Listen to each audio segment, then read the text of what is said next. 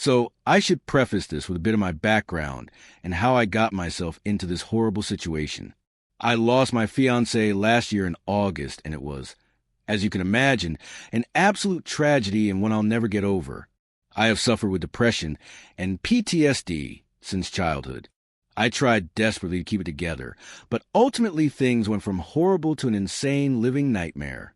I live in a very small tourist town and was working as a waitress, despite being in the worst depressed state I've been in and just absolutely hating life. I kept my mind busy by working a lot, until, of course, tourist season ended, and my hours went from 55 to 65 a week to 15 or 20. I managed to keep my bills up for a few months on my own. That was until I developed a very expensive opiate habit to numb my constant, overwhelming sadness. I'd done opiates before, but had been clean for 6, almost 7 years. I really should have gotten help and tried counseling and a doctor instead of self-medicating, I know. I am flawed, we all are. I am an introvert that suffers in silence. I am not cruel, unlike my aunt, have never purposely hurt anyone except myself. I am ashamed and embarrassed for being a drug addict, and not to make excuses, but my life has been full of trauma. I had a mother who hated me who I haven't spoke to in many, many years. The last words she said to me were, "You're a vile, disgusting pig, and I wish you were never born." I wasn't even upset because I've known since early childhood. She hated me, she made it very obvious. I am telling you all of this because I feel the background is important. My mother's side of the family is completely nuts. That's a story for another time, though. On to my cruel, narcissistic, sociopathic aunt, though, who was also extremely cruel to me in early childhood. My mother and her hated each other, so eventually they stopped talking when I was young, and I didn't see her much after that, until her oldest daughter passed away, let's just say by unnatural means, so I don't get banned. Even though I barely knew her and what I knew of her was anything but good, I dropped everything and flew to her side as I just felt so heartbroken and thought she would need someone. Here is where I learned just how awful she was. I found out she had a pretty hardy coke habit, and she spent the entire 2 weeks I was there high AF. Totally not judging on that, because I would have done the same thing. But what really bothered me is she never cried. She partied her ass off with her new boyfriend, whom she is not with anymore, and blames him for making her a coke addict, and ranted and raved that it was her daughter's boyfriend who drove her to do this. An extremely cruel thing to put on someone. I soon learned why she was placing blame, though. The entirety of her daughter's friends were blaming her, sending her messages and leaving notes on her doorstep, defending their friend. They were sending her messages saying she drove her daughter to do this. Anyways, to get into the core of this post, it is highly likely that the entirety of my mother's side of the family are sociopaths, incapable of empathy or real love. I luckily did not inherit this, and always call my mother out for her hatred and cruelty from a young age. I moved back to the small town a few years ago and would see my aunt briefly here and there and chatted once in a while. My sisters smartly both can't stand her and avoid her at all costs. Anyways, things got so bad for me after my fiancée passing that I could no longer afford the expensive rent on my own. I really had no plan, and I was due to get out very soon. Oddly, my aunt came pounding on my door one early morning and basically demanded I come help her move the excess stuff out of her house, which, by the way, she lived in rent-free for about the past 30-plus years. It belonged to my grandparents. She was their favorite and had everything handed to her. Never worked a day in her life, though she will tell anyone who listens how hard she has worked all her life and how hard done by she is. The government and her parents have fed, clothed, and sheltered her and her children her entire life. Unless you can provide something she wants or needs, you are completely useless to her. I keep going off on tangents here, but there's so much to tell, and I'm leaving out so much. Anyway, after I helped her move stuff, I somehow managed to get a few words in, which is very, very rare with her. She also very literally never shuts up. Not kidding, she even talks herself nonstop. It's her world, we're all just living in it. I told her about my predicament, and she right away asked me to move in with her. Oh, also she is a hoarder, like the TV show Hoarder's Bad. There's a tiny pathway from her kitchen to the living room, and there's a tiny old couch. Her entire floors are filled to the near ceiling with crap. She goes to the Salvation Army ever. Single, day to buy more crap she had no room for, and has been doing so her whole life. There's a kitchen table that is also loaded with junk. Her cabinets are full of food that expired almost 20 years ago, and her countertops and stove are covered too. Cannot cook at all. Her bedroom is a moldy, musty, wet, unfinished basement that is also floored to the ceiling with junk. There are 2 bedrooms that you cannot even get to, but if you could, they are also completely filled. She so lovingly blames her kids for that, even though one is past 10 years ago, and the other one lives with her father, who also hates her mother and hasn't spoken to her in many years. This living daughter story with her mother is so very sad, angering, and almost unbelievable. I will maybe get into that another time. So I was pretty desperate and decided living with my aunt was better than living on the streets. Was I ever wrong?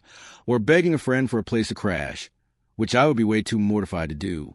I started out generously giving her $500 a month to sleep on her tiny couch with zero privacy. Not kidding. Even the bathroom door won't close because of all the shit piled up. I mistakenly would tell her when I had a good night in tips, and she would go on and on for hours about not having money and how kind she was to let me stay there, essentially try to guilt-trip me into giving her more money, which I did, because I had no way out, and it kept her being nice and somewhat calm for a short while. She never had $1 to her name after about the 10th of every month. She always owed her dealer money from the previous month and would spend her last bit of government assistance on more drugs.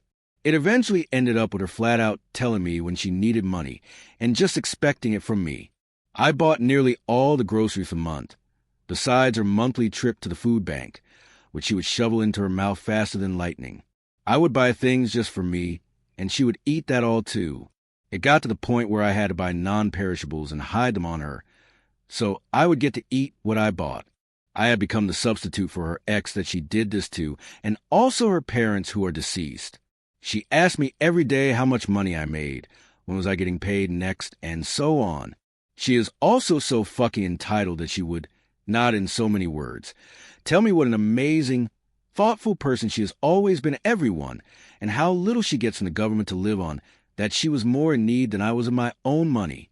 I let this carry on because I was weak and in a very vulnerable position, which she, of course, used to the fullest like a damn succubus. I got high in her house one day and was told I was not allowed because she couldn't afford her drugs and threatened to kick me out.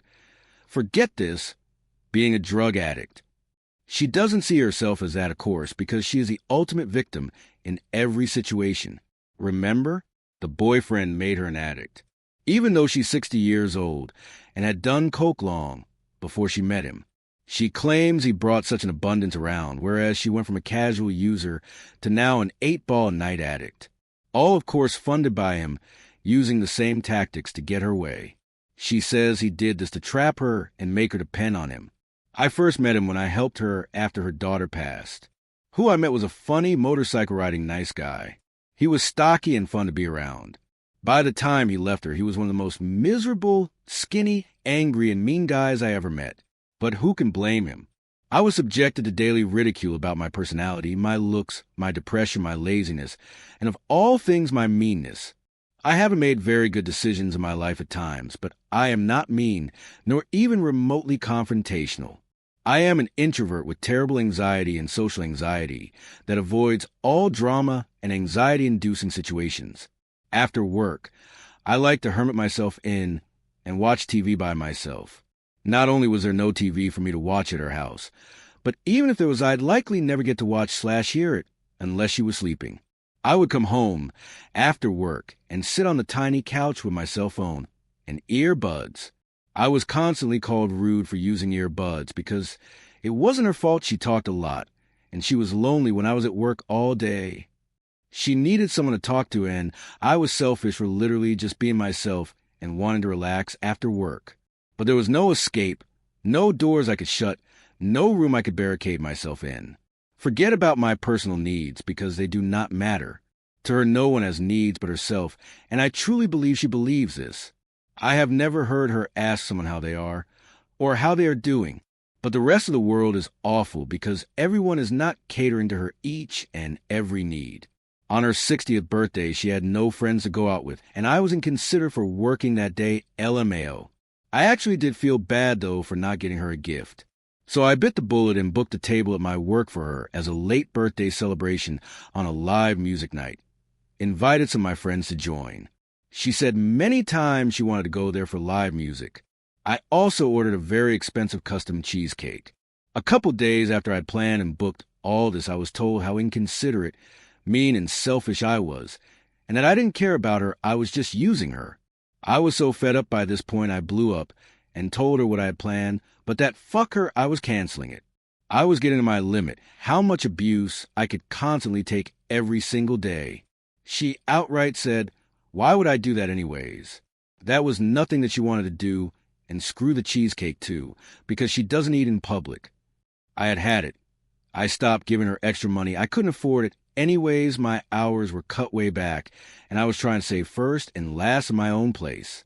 It didn't go over well, but it didn't get too much worse until I stopped by her drugs. That's when she had enough and literally kicked me out onto the street.